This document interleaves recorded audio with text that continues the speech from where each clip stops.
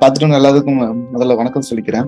நான் இங்க சென்னையில இருந்து கால் பண்றேன். என் பேர் திருஞான சம்பத்குமார். அவருக்கு திருக்குமார் தான் எனக்கு தெரியும், அவருக்கு தெரியும் நினைக்கிறேன். எனக்கு ஃபுல் பேர் வந்து திருஞான சம்பத்குமார். ரொம்ப பெரிய பேர். ஓகே, நான் வந்து எக்ஸ்போர்ட் ஹெல்த் சென்டர் வந்து பாத்தீங்கன்னா வர்றதுக்கு முன்னாடி பாத்தீங்கன்னா ஒரு சின்ன அனுபவம் எனக்கு முன்னாடி இருந்துச்சு ஆக்சுவலா பாத்தீங்கன்னா. ஆனா அதுல இருந்து நான் கொஞ்சம் தப்ஸ் தான் வந்தேன். அவங்க என்ன சொன்னாங்கன்னா, எனக்கு ஒரு நாள் செஷன் தான் கொடுத்தாங்க. ஆக்சுவலா பாத்தீங்கன்னா 599 கொடுங்க, நான் உங்களுக்கு வந்து ஃபுல்லா சொல்லித்தரேன் அப்படின்னா. சரி, ஓகே, என்னதான் இருக்குன்னு சொல்லிட்டு நான் 599 கட்டிட்டு உள்ளுக்குள்ள போயிட்டு என்னதான் இருக்கு சொல்லி பார்த்தேன்.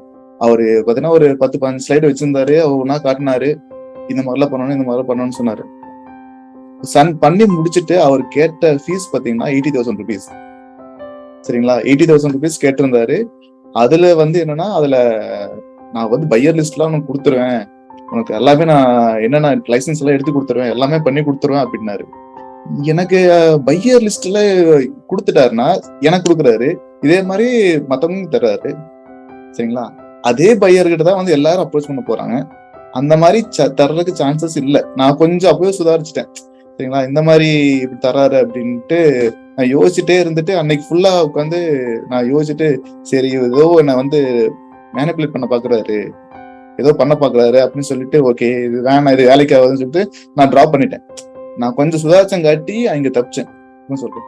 அதுக்கப்புறம் தற்செயலா வந்து பாத்தீங்கன்னா, நான் இன்ஸ்டால வந்து ஏதோ பாத்துட்டு இருக்கும்போது, எக்ஸ்போர்ட் பத்தி பாத்துட்டு இருக்கும்போது தான் சாரோட பார்த்தேன். நான் பார்த்துட்டு சரி ஓகே, அவர்கிட்ட வந்து பாத்தீங்கன்னா ஃபர்ஸ்ட் நான் கேட்டது பாத்தீங்கன்னா என்ன மாதிரி டீட்டெயில் கேட்கும்போது அவங்க வந்து சொன்னது என்னன்னா, ஒரு நாள் 2 நாள் நீங்க வந்து ஃப்ரீயா உட்காந்து பாருங்க.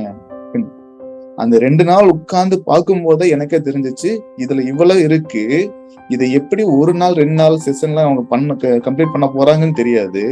அது இல்லாம இது என்ன சொல்றது, இந்த மாதிரி பையர் லிஸ்ட் யாரும் தரமாட்டாங்கன்னு வந்து அவரு ஓப்பனா சொன்னாரு.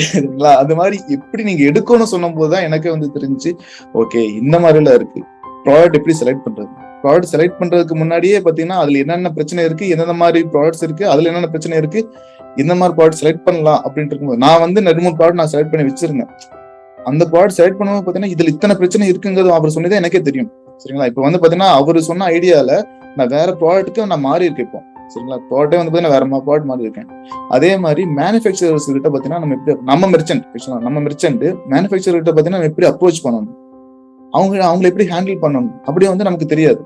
ஏன்னா அவங்க வந்து ரஃபா இருப்பாங்க, சிலர்ல பாத்தீங்கன்னா ஹை கிளாஸ்ல இருப்பாங்க, சிலர்ல பாத்தீங்கன்னா வேற மாதிரி இருப்பாங்க. ஒவ்வொருத்தருக்கிட்ட ஒவ்வொருத்தருமா அப்ரோச் பண்ண முடியாது. ஆக்சுவலா பாத்தீங்கன்னா நம்ம வந்து எப்படி அவங்ககிட்ட அப்ரோச் பண்ணணும், நம்ம ஒரே மாதிரி தான் அப்ரோச் பண்ண ட்ரை பண்ணுவோம். பட் ஆனா அவங்க வந்து பாத்தீங்கன்னா எப்படி நம்மளை எடுத்துக்குவாங்க, எப்படி நம்மகிட்ட அவங்ககிட்ட ஹேண்டில் பண்றது வந்து பாத்தீங்கன்னா ரொம்ப கஷ்டம். ஆக்சுவலா நான் மெக்கானிக்கல் இன்ஜினியர். ஆக்சுவலா நான் வந்து மெக்கானிக்கல் இண்டஸ்ட்ரியில பாத்தீங்கன்னா நிறைய இருந்திருக்கேன். நான் ஒரு ஒர்க் பண்றதுக்குமே நம்ம போய் ஒரு பிசினஸ் பேசுறதுக்குமே டிஃபரன்ஸ் இருக்கு.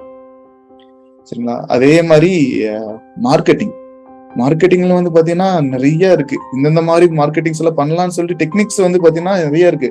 அதுலயே சீட் பண்றாங்க. பாத்தீங்கன்னா நான் உங்களுக்கு வந்து நான் ஒரு நாள்ல வந்து என்ன சொல்றது, இப்போ வந்து சின்ன சின்ன ப்ராடக்ட் நான் பண்ணிட்டு இருக்கேன், லோக்கலா பண்ணிட்டு இருக்கேன். ஆக்சுவலா பாத்தீங்கன்னா என் ஒய்ஃப் வந்து அவங்க பண்ணிட்டு இருக்காங்க, சும்மா கார்மெண்ட் ஓரியன்டா பண்ணிட்டு இருக்காங்க.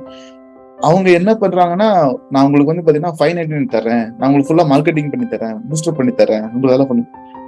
அது பூஸ்டப் பண்றதுக்கு 599 எப்படா நீ பண்ண முடியும் அப்படின்ட்டு அவரு செஷன்ல அவர் சொல்லும் போது எனக்கு தெரிஞ்சிச்சு, இதுல எப்படி 599 அவன் பண்ண முடியும், பண்ணவே முடிய சான்ஸே இல்லை. நான் ஒரு ஃபேஸ்புக்ல சொல்றாங்க, ஃபேஸ்புக்ல பாத்தீங்கன்னா நான் உனக்கு ஃபுல்லா பூஸ்டப் பண்ணி தரேன், 598 கொடுங்க அப்படின்னு.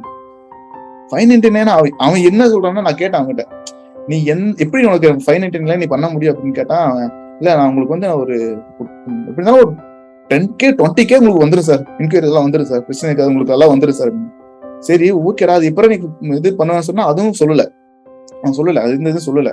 அதுக்கப்புறம் அவன் வந்து நான் கேட்கற கொஸ்டின்ஸ் சார் சொன்னதுதான் எனக்கு சொல்லி கொடுத்ததுதான். அவன் கேட்கற கொஸ்டின் சொல்லும் போது பாத்தீங்கன்னா அவன் சொல்ல அவன் வந்து ஓடி போயிட்டான். அதுக்கப்புறம் வரவே இல்லை. அதுக்கப்புறம் நான் கேட்கற கேள்விக்கு அவன் வரவே இல்லை. அப்புறம் ஏன்னா அவேர்னஸ் இல்லாம தான் இருக்காங்க எல்லாருமே. நிறைய பீப்புள்ஸ் வந்து பாத்தீங்கன்னா எப்படி நம்மகிட்ட வந்து போட்டு அமுக்குறாங்க, நம்ம கிட்ட இருந்து எப்படி பணத்தை புடுங்குறாங்கன்னு தெரியாமயே இருக்காங்க. சரிங்களா, சத்தியமா அது பிரைசிங் எல்லாம் பாத்தீங்கன்னு சொல்ல, நான் மெக்கானிக்கல் ஓகேங்களா, நான் சொல்றேன் நான் மெக்கானிக்கல் இன்ஜினியர், எனக்கு யூனிட்ஸ் எல்லாமே தெரியும். சரிங்களா, யூனிட் கன்வர்ஷன்ஸ் வந்து அவர் சத்திய சொன்ன மாதிரி அவருக்கு ரொம்ப கொஞ்சம் கஷ்டம் தான், இல்லைன்னு சொல்ல. ஆனா நான் மெக்கானிக்கல் இன்ஜினியர், எனக்கு பாத்தீங்கன்னா பேசிக் எல்லாமே யூனிட்ஸ் தெரியும். எனக்கு நான் மெக்கானிக்கல்ல நாம என்னென்ன கால்குலேஷன்ஸ் போட்டுக்கோமோ எல்லாமே எனக்கு தெரியும்.